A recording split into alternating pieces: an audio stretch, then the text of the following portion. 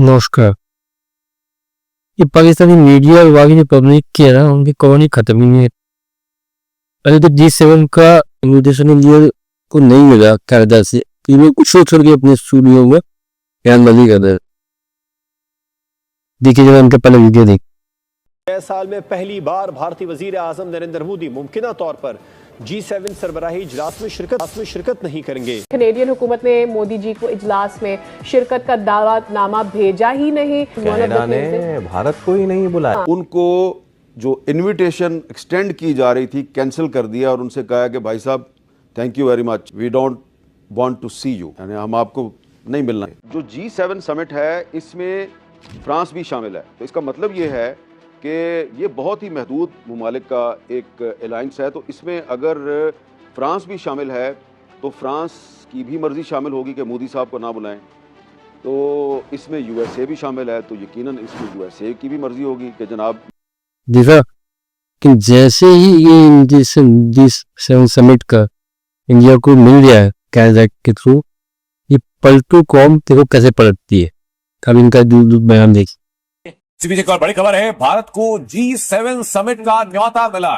Canada के प्रधानमंत्री ने भारतीय प्रधानमंत्री नरेंद्र मोदी से बात की है और आधिकारिक तौर पर भारत को आमंत्रित किया गया है इस G7 समिट के लिए। प्रधानमंत्री नरेंद्र मोदी की तरफ से किया गया ट्वीट आप देखिए। Call from the prime minister of Canada congratulated him on his recent election victory and thanked him for the invitation to the G7 summit and Canadian kiss later this month. ये तो बहुत अच्छा हुआ कि Canada ने PM Modi को invite नहीं किया, लेकिन अब देख लें कनाडा ने पीएम मोदी को इनवाइट कर लिया है और वो G7 की मिला है नहीं बढ़ता है। यही चीज हमें भारत में नजर आती है कि इंडिया अकेला स्टैंड करना जानता है और विश्व गुरु इज ऑलवेज अ विश्व गुरु, आप उसको पीछे नहीं हटा सकते हैं। एंड आई थिंक सो कि यहाँ पर अगर दुनिया की सारी वर्ल्ड को देखा जाए तो कहते हैं कि हु इज द वर्ल्ड विश्व गुरु, तो उसमें इंडिया का नाम। जिस तरह के टर्म्स रहे हैं पिछली गवर्नमेंट जो कनाडा की थी या जो पहले प्राइम मिनिस्टर रहे ट्रूडो साहब, तो अजीब सा नाम इनका, मुझे लगता है इनका नाम अजय या विजय होना चाहिए था, लेकिन खैर जस्टिन ट्रूडो के लिए भी हमने कहा कि जी क्योंकि उन्होंने तरह तरह के एलिगेशंस लगाए भारत की हुकूमत पे, तो जाहिर है कि अगर इन्विटेशन आ भी जाता तब भी मोदी जी ना जाते, और अभी तो खैर बिल्कुल गए ही नहीं है। लेकिन खैर मोदी जी ने दोनों लोगों को जो है जो कि बिल्कुल से नेगेटिव बात कर रहे थे उनको भी रिजेक्ट कर दिया, यानी कि उनको भी गलत साबित कर दिया।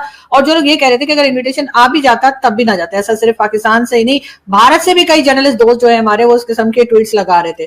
तो हमने कहा चलो हम भी ये कह देते हैं। लेकिन जी अब हुआ ये कि मोदी जी को कैनेडियन प्राइम मिनिस्टर ने जो है फोन कॉल करके और G7 के लिए जी हाँ उनको इन्वाइट कर लिया, उनको दावत दे दी और मोदी जी जा रहे हैं G7 में। जी हाँ, पहले तो यही कहा जा रहा था कि मोदी जी नहीं जाएंगे और कनाडा से नहीं कहा गया, और कई तरह की जो आप लोग समझते हैं मीम वगैरह बनते हैं सोशल मीडिया पर वो बनाए जा रहे थे। उसके साथ साथ ये भी कहा जा रहा था कि नहीं जाएंगे, अगर इन्विटेशन आ भी गया तब भी नहीं जाएंगे। हालांकि ऐसा बहुत कम होता है, इसलिए कि मोदी जी तो पाकिस्तान भी आ गए थे बिना इन्विटेशन के, आप लोग तो जानते ही। हम तो अभी तक बता के हमारे गले सूख गए कि जी मोदी जी को इन्वाइट नहीं किया गया था नवाज शरीफ साहब की 89 की शादी में, लेकिन मोदी जी आए थे, बिरयानी भी खाई थी, साड़ी भी देकर गए थे, और साड़ी के बाद उन्होंने ऑपरेशन सिंदूर भी कर दिया। ये भी एक बात है कि जब वो आए थे फिर उससे बहुत टाइम के बाद उन्होंने ऑपरेशन सिंदूर किया है, मगर खैर मोदी जी ने वो भी कर गुजरे। तो अब कहा यह जा रहा था कि जी कनाडा नहीं जाएंगे, कनाडा अगर इन्विटेशन दे भी देगा तब भी नहीं जाएंगे। वैसे तो इन्विटेशन आया कोई नहीं है और बार बार तरह तरह की बातें की जा रही थी। पाकिस्तान में भी एक तरह का सब्जेक्ट ट्रोलिंग चल रही थी। तो अगर वीडियो अच्छा लगा हो प्लीज लाइक शेयर सब्सक्राइब कर लीजिए।